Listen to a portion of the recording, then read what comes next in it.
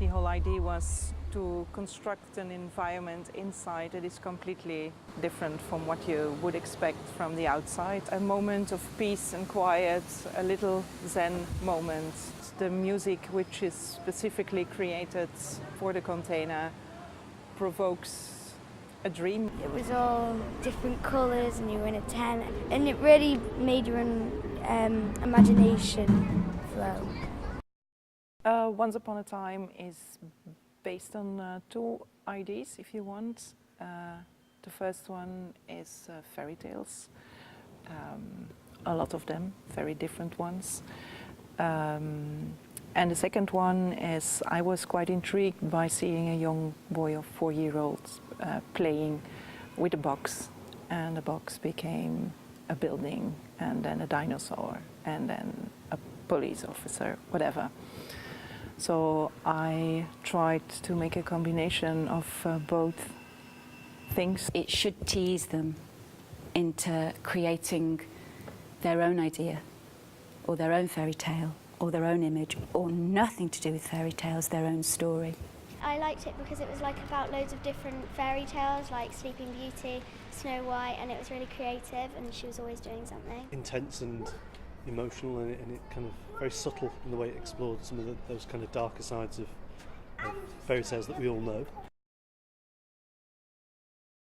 It's a beautiful story about a friendship between two boys who are really different, but then there is this point that it goes wrong because Nono feels that he's starting to lose the friendship, and then he thinks like, I have to do something big. There's no light, they're not in darkness, they're there with us within this situation. Yeah, we tried to involve them as much as possible. Yeah. It was a bit of a roller coaster, wasn't it? It made us feel really, really happy and really, really sad. Yeah.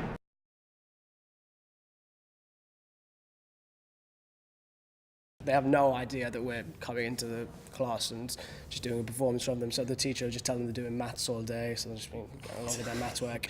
And I bust in with my big case, and we just do this like 45-minute show for them and kind of leave them stumped by the end of it. It was kind of funny at the beginning when everyone bursted through, especially when the siren was on. I was confused, thinking what was happening. It's an opportunity for them to get engaged in things that are very, very different, opportunities that we can't really provide for them. The fact that they're working with world-renowned people, that doesn't happen for them. They're getting the opportunity to be part of a cultural energy of the city that I think might sway some of them to be thinking what they could do in the future. So our inspiration were stories of child soldiers, which is a very dark and cruel world.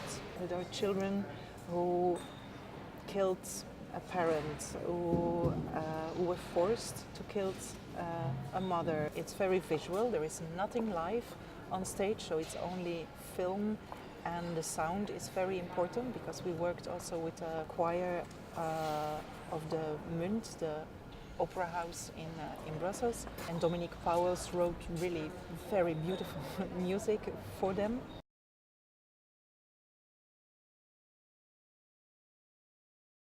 Oh, it's been great because flying to Brussels on my first flight, that was amazing. He started reading, he immediately asked me questions also, and I think that's a good thing, that he was very open, and he was really like, okay, you want me to read something, but why, or what is happening, or what is he doing? It's meant everything because to be a part of something so big, it's just amazing. There are some artists who want to make a project that directly involves the community and that involves the community in helping them make the piece. It's not good enough that we're engaging with them. We need to engage with them and do something extraordinary. And that's really the essence of MIF Creative, and it's something that we are extremely passionate about and will continue to support and develop.